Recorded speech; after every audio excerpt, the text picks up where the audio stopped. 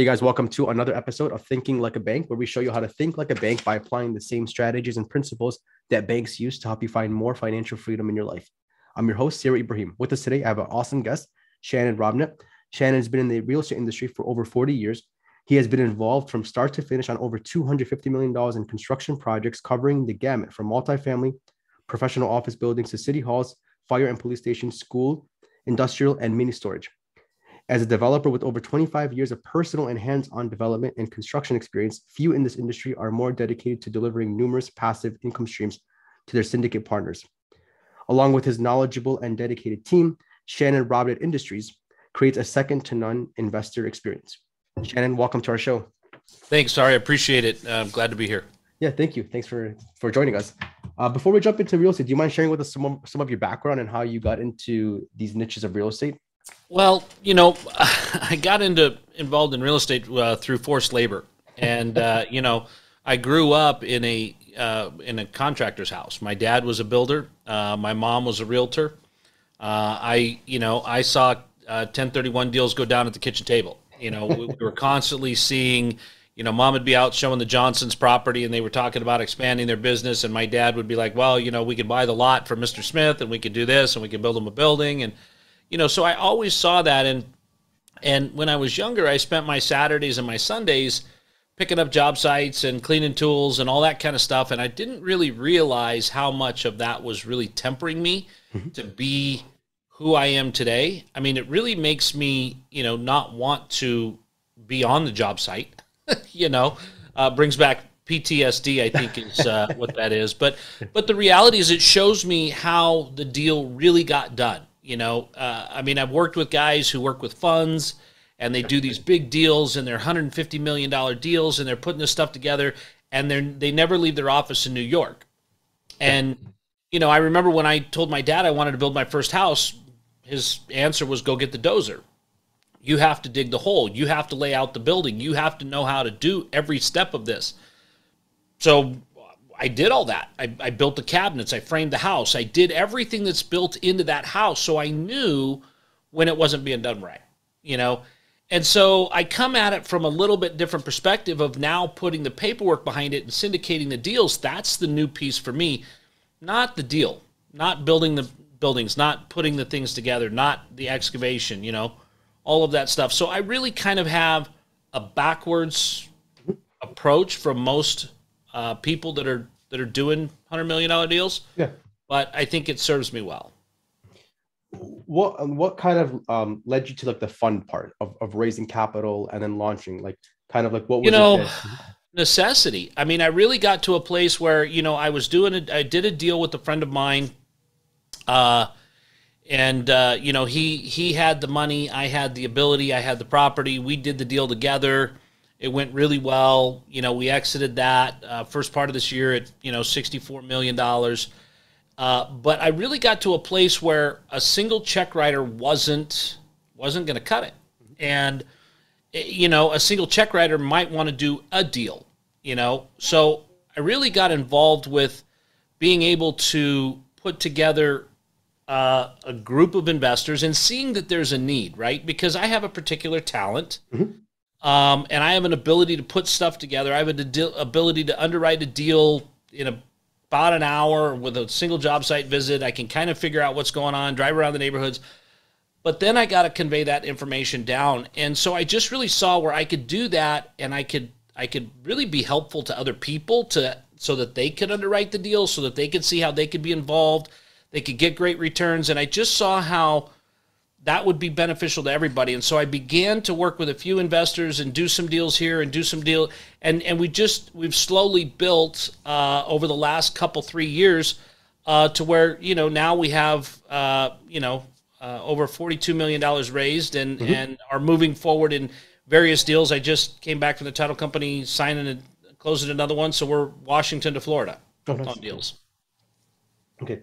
Yeah, and I love how you mentioned that because it helps you with your need of expanding. And then also the investors, they're looking for a place to deploy money. The stock market isn't, you saw what happened with the stock market last week. So I definitely think, in my opinion, I think real estate is, it's a lot better than other investments out there, specifically, industrial and how we're going to jump into and other asset classes. So I think, as you know, today you have two deals, right? Two open deals right now for investors: Yeah. industrial real estate and the I was surprised at the Bitcoin fund, Bitcoin mining fund. Yeah, everybody is a little bit surprised at that because here, we just had this conversation about development, right? And Yeah. everything that I do is development, and I've been involved in sticks and stones and this kind of stuff. And now all of a sudden, I had a couple of investors call me and they go, "Man, have you been laying out in the sun too much? All of a sudden, you're doing this hard right into Bitcoin." And I've been involved with Bitcoin since early 2017.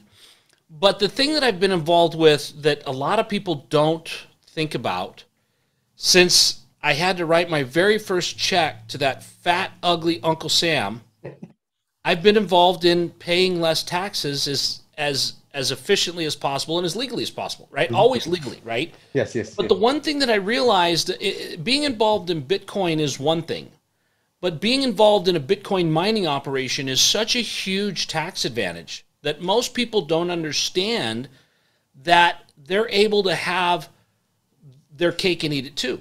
Yeah. So if if you're looking at things, I always look at, okay, this is a deal, and now what's the tax advantage? Because the tax advantages will never make a good deal, or they'll never make a bad deal good, right? Yeah. But they'll make a good deal great. Yeah.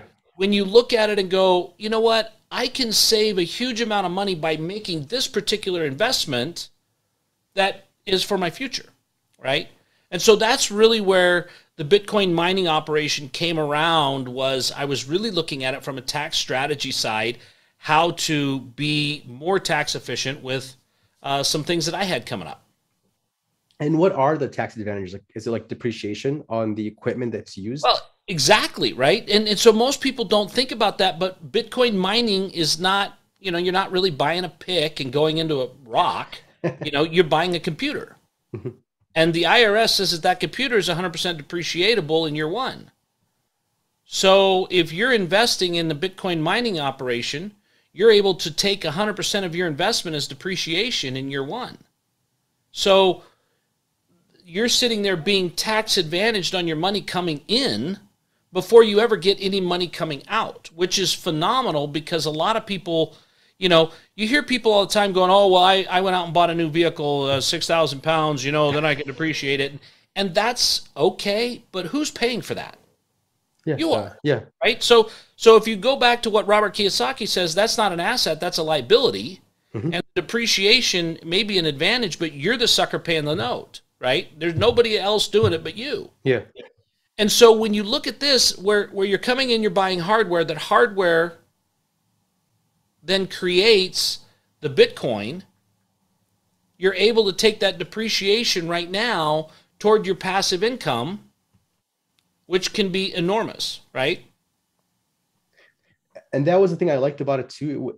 Aside from the tax advantages, also, right. It's not just buying Bitcoin, it's buying the process of mining Bitcoin, which is different than just going to Robinhood or Coinbase and just buying Bitcoin, right? Well, and the other thing too that we're doing is a lot of people look at it, they go, "Hey, we're going to go into the Bitcoin mining world, and as soon as we mine the Bitcoin, we're going to sell the Bitcoin." Yeah. Our fund is designed that you will actually get the Bitcoin, right? So we're not selling the Bitcoin, we're giving you the Bitcoin, right?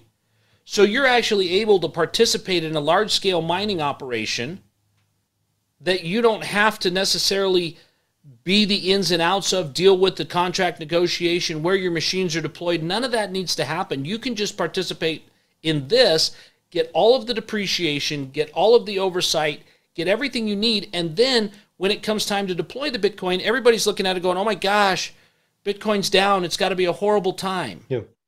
It's an amazing time, right? It's an incredibly beneficial time because if you know about Bitcoin, which I know you know about Bitcoin, but Bitcoin is a computer algorithm that you go through and you solve for X, and once you solve, then you get the profits. The thing is, when the price of Bitcoin is dropped to where it's at, everybody's pulling out. People are shutting off their minds. So just like everything else, when there's a lot less competition for said Bitcoin, the algorithm is solved quicker. It's solved easier. There's not as much traffic. So you're able to actually wind up with a higher frequency of operation, you're able to wind up with more Bitcoin per hour than you would if there was 9,000 other people fishing in the same algorithm, right? Trying to solve the same formula, right? So as we see prices go down, that's actually really good. The other side of that is with the Bitcoin, when we mine it, we have a cost to mine it, okay? Yep. Our cost is about $10,000, $11,000 of Bitcoin to mine it, okay? Time our large-scale operations taken care of, our hosting costs, everything like that, we're about $11,000 a coin. Where it's at right now, means that I am going to transfer that to you at 30,000, which means that you're going to get a Bitcoin and you're going to realize it as a product that you participated in making. Mm-hmm. You have a cost in that product of 10,000. You have a value of that product at 30,000. The IRS says, well, sorry, you made $20,000. Mm-hmm. The cost doesn't change. It changes a little bit because of the difficulty, right? So maybe it's 12,000, but if Bitcoin's at 65,000, mm-hmm. you're going to recognize a whole lot more profit. Yeah. The other thing about it is the earlier you get involved in Bitcoin mining, the easier it is to solve because, as you know, the halvings happen. So it gets harder and harder to process, right? So the sooner you get it done, the sooner you get involved with something like this, the more you're going to wind up with for profits, the more coin you're going to wind up with, more Bitcoin, and you're going to get in at a lower price point because, as you and I know, Bitcoin is cool now, mm-hmm. but Bitcoin is the future. Yeah. And the real value of Bitcoin is not in today's pricing. The real value of Bitcoin is in the 5 or the 10-year pricing because it is a finite supply, right? And so I, like you, believe that Bitcoin at 30 is a phenomenal entry point because I'm really thinking that Bitcoin's going to be 300. Yeah. I'm really thinking Bitcoin's going to be 2 million, right? I've heard those estimates as the scarcity goes because right now, less than 12% of the world even functions, even has any kind of digital currency at all, right? So there's still a huge market because everybody in the world uses money. Everybody in the world uses some sort of currency. Only 12% of the world has adopted this particular currency. Mm-hmm. Mm-hmm. Yeah, I'm already seeing like states are using it as part of their reserves and banks and hedge funds and right. So yeah, definitely it's definitely about the future of it for sure. It's not about right now. Yeah. And yet you're able to get into it right now, pay the taxes on it right now, right? And know that when that's now on your balance sheet at 300,000 a coin and you got in at 30, you're not taxed on that, right? All that gain is there and you got that benefit then, you got that benefit from investing now, right? Mm-hmm. Could you leverage the Bitcoin? So for example, I invest in mining, I get back, let's just say $100,000 in Bitcoin. Instead of selling that and losing the potential growth, could I borrow from a platform? See, that's the beautiful thing. Exactly right. But we leave that up to every investor, right? Yeah, because we know that in a situation like this, if you're leveraged, you need to make sure that you have the ability to cover when the price goes down. Yep. Right? So we leave that up to the investor, but we will show you and teach you very easily how you can take your $100,000 in Bitcoin, do what's called DeFi, which is decentralized finance, right? It just means that somebody is going to they're going to get a title loan on your Bitcoin, right? And they're going to give you 60% of the value of it in a loan. Yeah. And you're going to be able to do that for a small fee. So now you can do something else with that, right? Got it. Okay. Okay, makes sense. And then, speaking of something else, we could talk about also your other deal right now that you have, right? Mossy Head. Yeah, Mossy Head, Florida. So that is an industrial deal, right? And I love industrial. It's kind of the core of what I've done. Our family has always been involved in small scale industrial. And this one I was actually it's funny, this is a great segue. I was actually at a blockchain conference, okay? And I met this gentleman named Stephen, and we'll leave some mystery in there as to who Stephen is. But Stephen was a metal building manufacturer out of Texas, and he had this client that really wanted a building in Mossy Head, Florida, but he didn't know how to really put the deal together, and the guy couldn't really, he wasn't really in a position where he wanted to own the building. Mm-hmm. So I said, well, I could show you how to do that. I'm a developer. I can do this. So we formed a partnership. Craziest thing, right? I go to Austin, Texas for a meeting meet another guy in Texas. We do a deal in Florida. And the reality is we have a single tenant on a 7-acre lot. We're building him a 37,000 square foot building. It's a long-term lease. It's a 10-year lease. It's a high net worth individual that has a really great business concept, putting in about $2 million worth of equipment to make this business work. And we've got personal guarantees on that, but it's a triple net lease. And so it's not even really a deal where if the property taxes go up, we don't eat it. The tenant does. If the lawn maintenance goes up, we don't eat it. The tenant does, right? If there's roof maintenance to be done, that's the beauty of a triple net lease. That's the tenant. But we also have room for another 30,000 square feet on the backside, right? So we can do another building for either that tenant or another tenant that is also on a rail spur. And I didn't know this, sorry, but if you go draw a line from Jacksonville, Florida to Los Angeles, you would take the I-10, which is right in front of our building.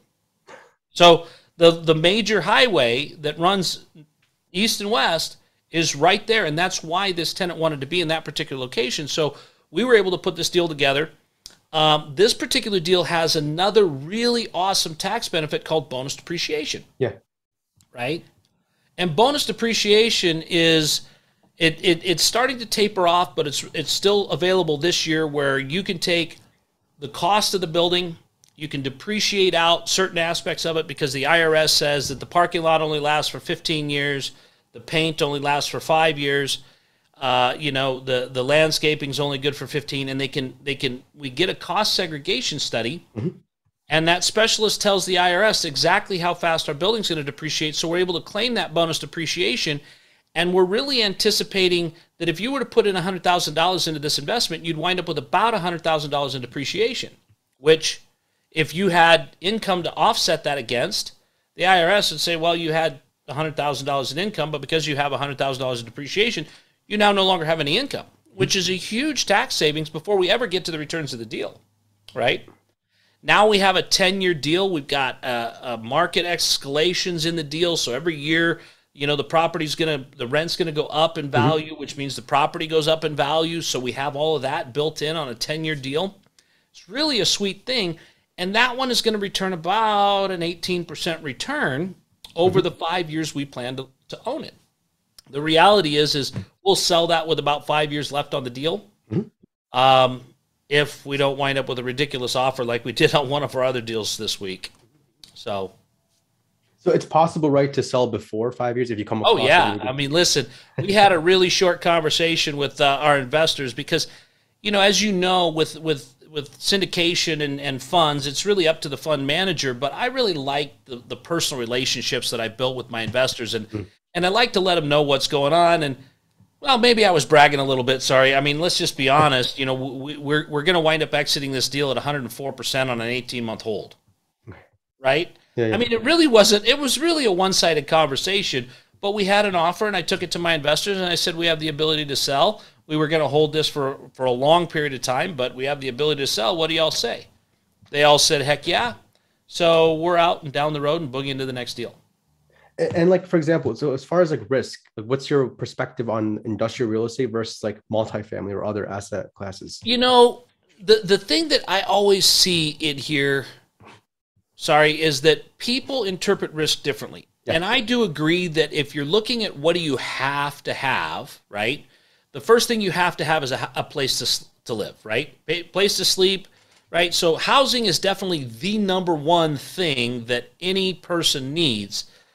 But with 65% of the jobs in America created by small business, I think industrial is definitely on track to be probably the second largest thing you're going to build, own, and operate. The other side of that is, I would say, and I don't know that too many people, even major syndicators in the real estate market, would disagree with me when I say that multifamily is a little frothy. Right? It's a little oversold at this point. And what I mean by that is cap rates on multifamily are in the 3s. Yeah. Yep. And as your people know, a cap rate means that's the the rate of return that you're willing to get on the cash flow that's coming into that deal right now, right? So if you've got a cap 3, you're getting a 3% return today. Now, rent escalations can make that grow, and you could wind up in a 10 cap position relatively quickly with the rent growth that we have. But you can't always count on rent growth like we've had over the last 5 years, right? But industrial is the cap rates are much higher. So I believe on this particular deal, we've figured the exit cap rate at a 5.75. So that really means that you're going to start out at the very bottom, the very first year of this investment, with a much higher rate of return than you would in multifamily. The other thing is, in multifamily, you've got, in an asset this size, you're going to have 15 families, 20 families, right? Yeah. They're going to have 1-year leases. Yes. They don't really have a personal guarantee. I mean, you can go sue them, right? Yeah. But what are you really going to get out of a family of 4 that had $1,500 worth of damage? I mean, you're not going to get much, right? Whereas when you look at industrial are people that have businesses. They're usually they're bankable. This particular guy is got a net worth of about $45 million. He's just focusing his efforts on his business to grow and expand his business. Doesn't really want to deal with the real estate. We have a personal guarantee from him. We have a 10-year lease. We know what the escalation in the rent is. If the property taxes go up, we've got a triple net on that. So in so many ways, triple net deals are like they're my sweet spot. They're the ones that I do a lot of multifamily because there's great money in multifamily. I'm not saying there's not, but my personal preference and my personal portfolio is very heavily weighted in industrial, and the reason for that is because of those factors. I love good long-term rents. For years and years and years, we've negotiated our rents with CPI increases, which is a consumer price index, right? So now, without even arguing about it, I'm getting an 8% rent increase on my industrial because that was what was in the lease. Yeah. Yes. Well, I don't even have to argue about that, right? And all the taxes, and you want to repaint the inside of the building, repaint the inside of the building. I don't care. That's a tenant cost. Whereas if you got apartments, you're constantly repainting the inside and the outside and picking up the garbage and mowing the lawn and the dog poop and all that kind of stuff because you are the reason that exists. So your expenses in an industrial deal are all reimbursed by the tenant, and your expenses in a multifamily deal are all borne by the owner. There is no reimbursement on that. It's just something that you're trying to mitigate and do the best you can to make sure that you're getting a great return, right? Yeah, exactly. And that's how the investors get like a cash on cash return, right? It's from the rental income from the deal. So you take your gross income, you take your expenses, and you wind up with your net operating income, right? So if you know that your expenses are zero, it's really easy to say what your net operating income is. Whereas if you know that your expenses are somewhere between 32 and 38%, one good snowstorm could put you over on your expenses, and now everybody's cash on cash return is down. Yeah, exactly. So there's more certainty with triple net. Much more certainty with triple net, and the tenants stick around a lot longer. Okay, very nice. Now, both of these are for accredited investors, right? 506C funds. Mossy Head right now is a 506B. Okay, B. Okay. But the crypto mining fund currently is a C. We're also launching a CF mining fund, which a CF was something that came about through the Jobs Act, which is a weird place to put it. But what it allows us to do is it allows us to advertise. It allows us to take non-accredited investors. It allows us to do everything that you would do with the C. Without having to have the knowledge and the know-how of the investor, but you're able to take people who are unaccredited, right? So, but what that does is the SEC then drills into me and makes sure that I am accredited. I am a good operator. I don't, I've never been to prison. I know, sorry, that's how we met, but I didn't want to tell everybody, right? Kidding. He was working there. Anyway, but that's really, the difference. And then the reality is that's going to open that up, allow us to advertise that, allow small investors. So we're going to have a much smaller limit on that. We're going to have $1,000 minimum on that. And so we're going to be able to open that up where everybody literally will be able to get in on a crypto mining fund, which is not something that most people can do right now, and be with an accredited group like ourselves that's going to make sure that they get fair and honest treatment. Yeah, I'm actually really excited for that, because typically when it comes to like the fund world, it's usually a minimum of like $50,000. Yeah. Not everybody has that. So I like the CF. CF stands for crowdfunding, right? Yeah, and it's very, to me, it seems to be a very underutilized opportunity, because most people don't want to take the time to go through the 6 months that the SEC wants to examine, your criminal record in your underwear drawer. And when are you planning on launching the CF fund? We're hoping to launch next month. Okay, next month. Yeah, so we're hoping to launch that no later than the end of June, 1st of July. Well, sounds good, Shannon. I'm really excited about both of these deals and the CF fund. How can listeners connect with you and learn more about you? That's a great question. The easiest way is just shannonrobnett.com. You can go to contact us, and if they'll just send me a contact information, just say, hey, I want to connect with you. I heard you talking with Sari. I will send them a copy of my book. I just became a best-selling author. Oh, nice. I was part of a book with Kyle Wilson and a couple other really great guys, Robert Helms and David Metier and a few others like that. So if they'll just say, hey, I heard you on Sari's podcast, I'll send a book, and then they can also ask for more information. We can set up a call. We can have a great conversation, talk about the ins and outs and what their real goals are.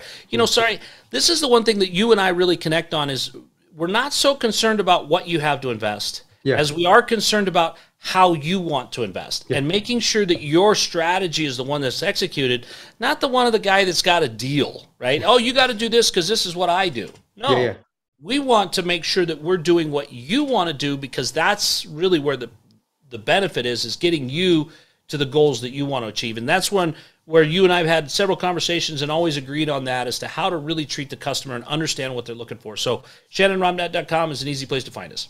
Awesome, Shannon. Thank you so much for joining us. I'm looking forward to having you back on. And nice talking to you. Thanks, Sari. Thank you. To learn more about what we do and how we can help you grow more wealth, please visit www.finassetprotection.com. That's FIN, assetprotection.com. The topics presented in this podcast are for general information only and not for the purposes of providing legal, accounting, or investment advice. On such matters, please consult a professional who knows your specific situation.